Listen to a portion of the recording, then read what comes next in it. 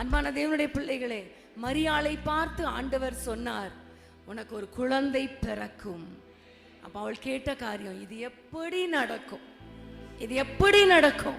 நான் யோசித்து பார்த்தாலும் அறிஞ்சு பார்த்தாலும் இது முடியாதே, இது முடியாத காரியம் அல்லவா என்று சொன்ன பொழுது ஆண்டவர் சொன்னார், பரிசுத்த ஆவியானவர் உன்மேல் நிழலிடுவார். ஹல்லேலூயா. அப்பொழுது நடக்கும். ஆமென். உங்களுடைய வாழ்க்கையில முடியாது என்று நீங்க என்னென்ன காரியங்கள் நீங்க நினைச்சு வந்திருக்கிறீங்களோ, இன்னைக்கு ஆவியானவர் சொல்லுகிறார், அவற்றை முடிய பண்ணுவேன். ஆவியினாலேயே ஆகும். ஹல்லேலூயா. அன்னைக்கு மிதக்க முடியாத அந்த இரும்பு கோடாரி மிதந்தது. ஆமென். இரும்பு மிதக்குமா? மிதக்காது, ஆனா மிதந்தது. ஆமென்.